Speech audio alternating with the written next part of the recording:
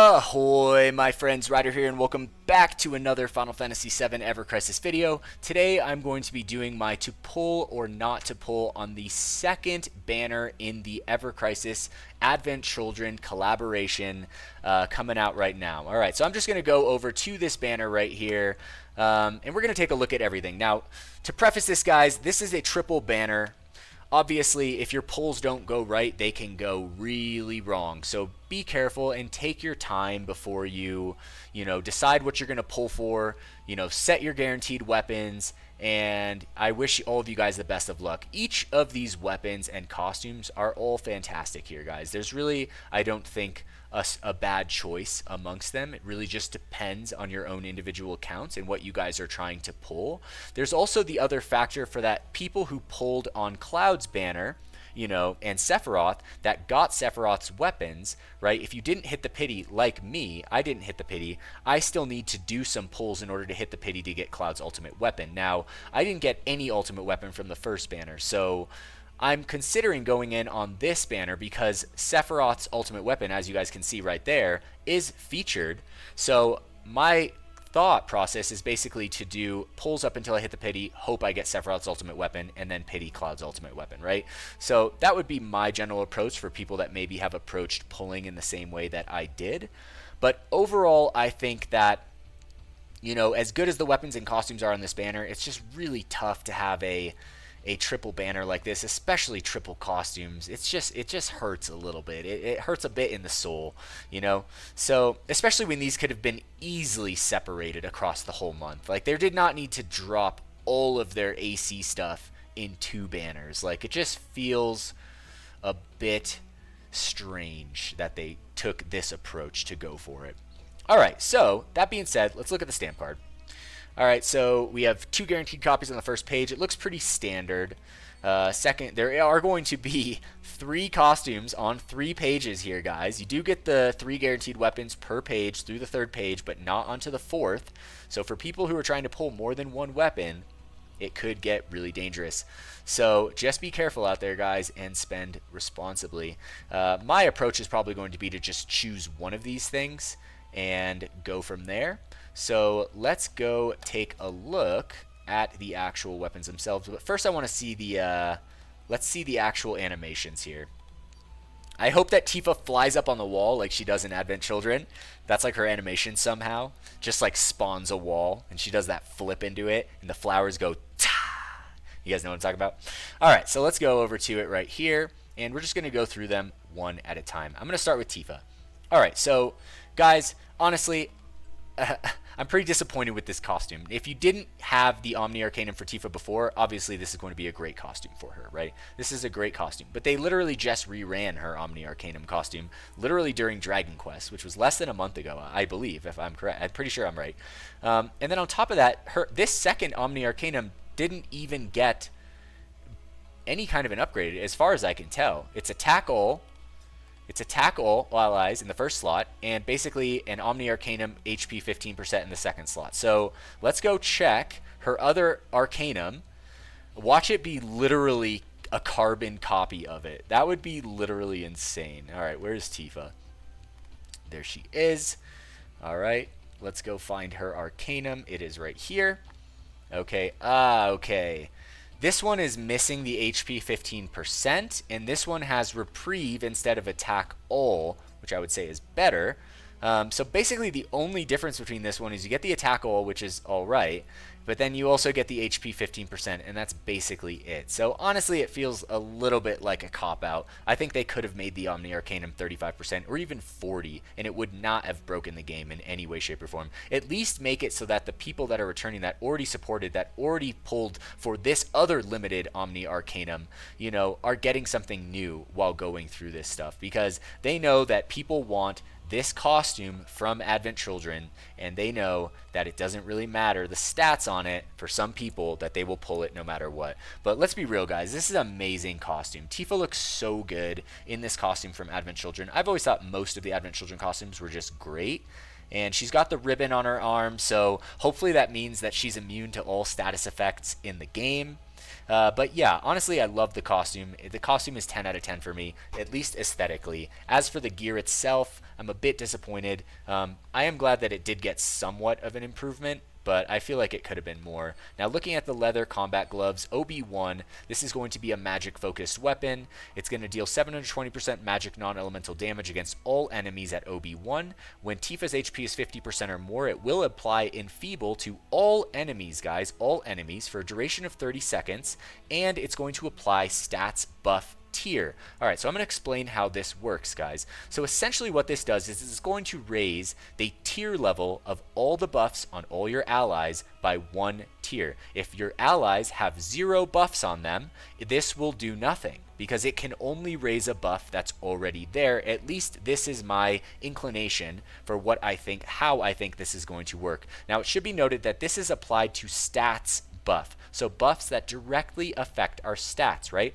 So that's like physical attack up, magic attack up, physical defense up, magic defense up. Those are the 4 main stats I can think about. So this isn't going to raise a fire damage bonus or anything other than something that affects your raw stats.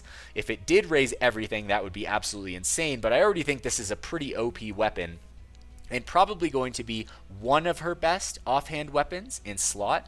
Now, the problem with this is that you lose weakness exploit. And then that makes it so that you have to have weakness exploit kind of supported by another character in the team, i.e. Yuffie, which I think is not really a great choice because, you know, unless she's the, if Tifa's there, Tifa's going to be the main DPS in most cases. Double DPS teams do work, but they're uncommon. And so essentially, like, if Yuffie is one option for an AoE weakness exploit, but I think one that would be rarely used alongside Tifa. Of course, there will be moments. I'm guessing this Guild War might be one of them. We'll see. But most of the time, you're not going to use Yuffie, which leaves us with Aerith, right? And Aerith got that Dragon Quest limited weapon that can cast weakness exploit on the entire team, and obviously this is kind of relying on that, right? Now, whether it's worth it to drop or to equip this over her weakness exploit weapon is yet to be determined, but I do think that weakness exploit is probably still going to be better depending on what kind of buffs that you're going to be running in your team. It's really going to depend. So it is good. Enfeeble can often be brought to the team by one of the supports, so it's not necessarily needed.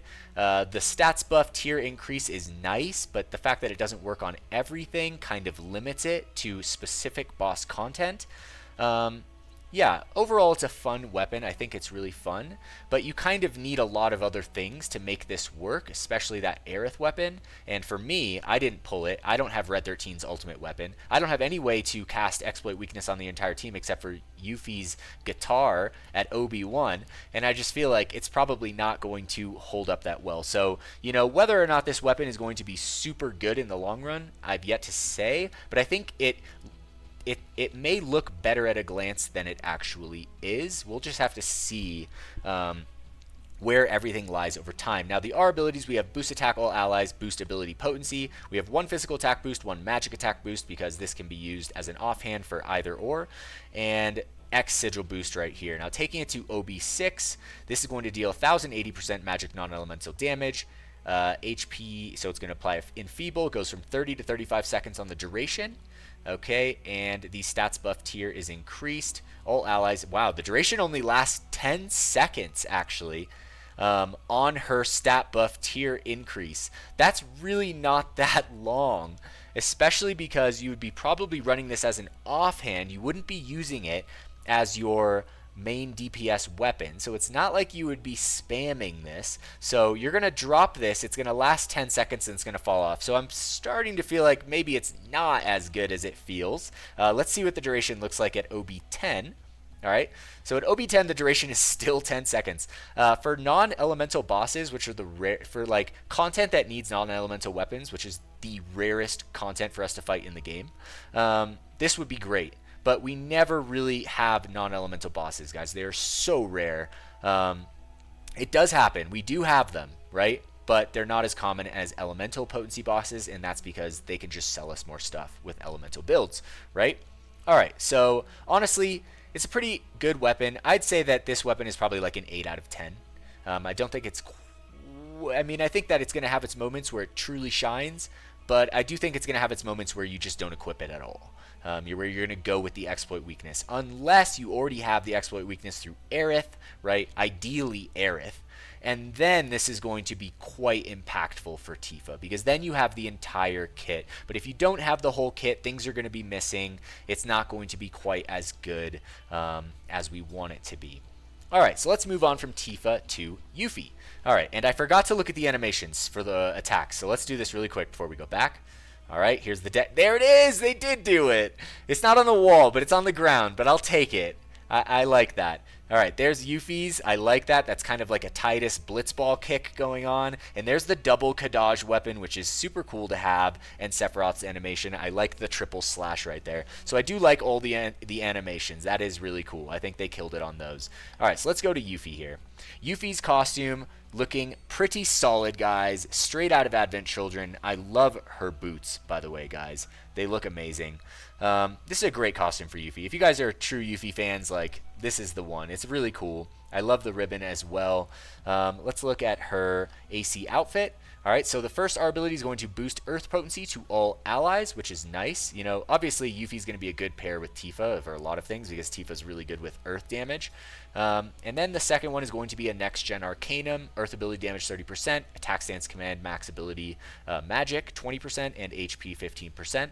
So the boost Earth potency is pretty nice, though, because that's also going to boost it for Yuffie herself, and it's 15 points. So she's getting an extra 15% Earth ability damage. Like, outside of this buffing all the allies, she's looking at 45% Earth ability damage just from this. Overall, very, very strong. So she is now officially the strongest magic Earth dealer in the game. Sorry, Vincent. You had the throne for a long time. But that throne has now been stolen. Alright, so now we're going to go to Uber 4-point Shuriken. Alright, it's an Uber version of the 4-point Shuriken, guys. This is the evolved 4-point Shuriken. It's like the Charizard of 4-point Shurikens. Alright, so magic attack 403 OB1 deals 720% magic earth damage upon a single enemy. Also applies earth damage bonus. When using an earth ability, deals bonus damage equivalent to 20% of damage dealt. So, if you hit an enemy for 100 damage, this is going to proc another 20 damage on top of that at OB1. You'll see it as a separate number stat when the damage is calculated on the enemy. Our ability is going to boost magic attack all allies, always 10 out of 10 for magic attack, physical attack all allies. We got earth potency, that is to be expected, double magic attack boost, and circle sigil boost right here. Now taking it to OB6, it's going to deal 1080% magic earth damage. The earth damage bonus effect will go to 25%. Alright, it is across all allies, that is to be noted. I really think they need to make these windows bigger so that the text doesn't come out of them. I feel like they should do that. It would look better.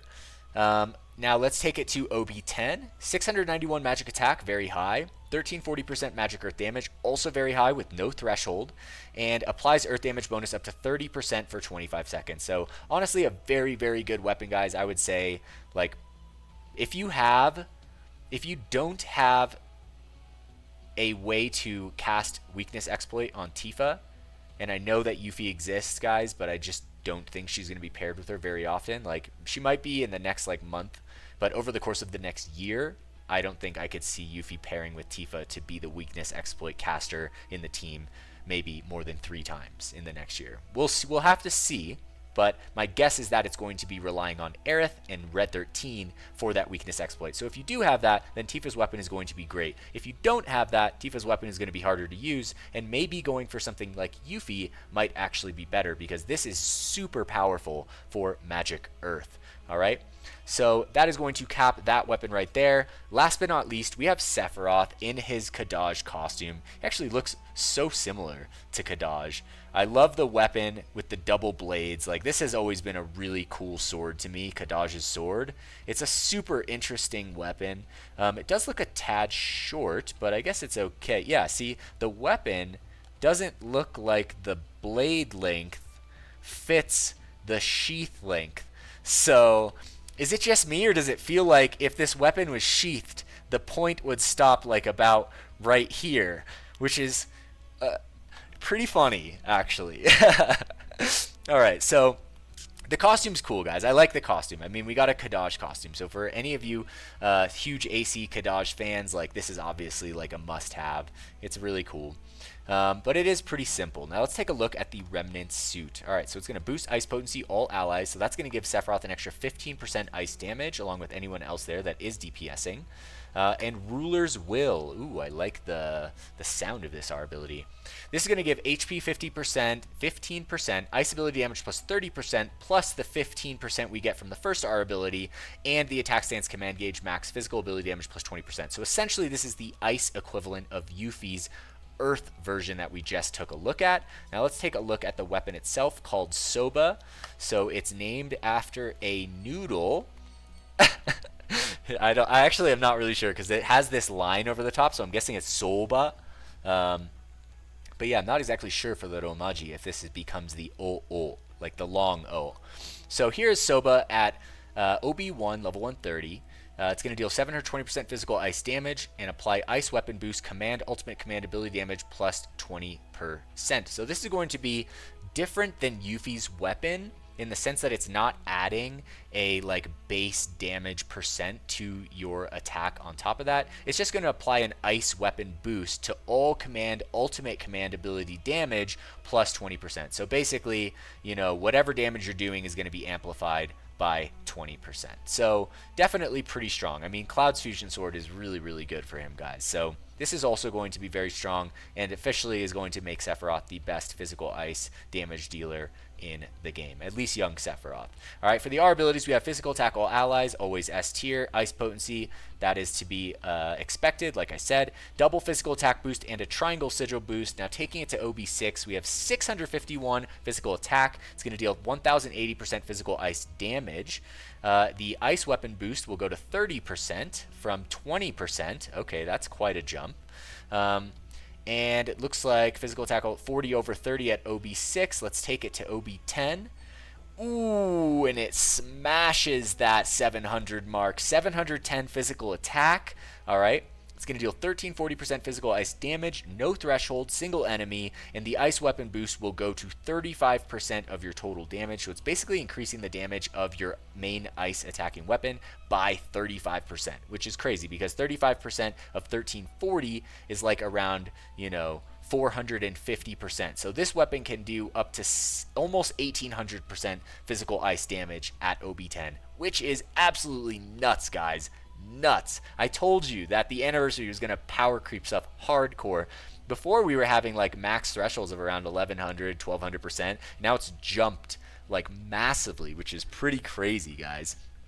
All right, so here it is. This is the end of the show, guys. We've taken a look at every weapon. We've taken a look at every costume. Now, like I said before, this weapon, I think, this banner is super particular to each individual player, guys. So, you know, everything here can work really well on the account. I think Tifa's is the hardest to make work just because you need so many other things to kind of get her off the ground. But if you do have those things, she's going to be super powerful. But overall, Yuffie and Sephiroth just by themselves are very, very good. So I don't think you can really go wrong. I think you should just really take your time, choose your stamp cards. And for most people, I think you're probably going for one thing. I don't have any advice for the people that are going for more. But if you are going for one thing, just set your guarantees and your costumes. And I wish you guys the best of luck. So if you guys have any questions, of course, I'm always down to help you guys in the comments. And you know, I wish you guys all the best of luck out there if you are pulling. I'm curious what you guys think of this banner. I know probably a lot of people aren't psyched on the triple banner, and I'm sure I'll get a lot of comments about that, as I usually do. But yeah, that being said, that's going to conclude this video today. I hope it was helpful for you guys, and I do wish you guys the best of luck pulling. If you are not pulling and you are waiting, I wish you guys the utmost strength when it comes to your discipline. So that being said, if you guys enjoyed the video, don't forget to drop a like, subscribe to the channel for more Final Fantasy VII Ever Crisis content, and if you are looking for a Ever Crisis community, come join our Discord, the Curseborn Discord. There's a link in the description of every video. Thank you guys so much for watching. Hope you all have a good night. Take care and peace.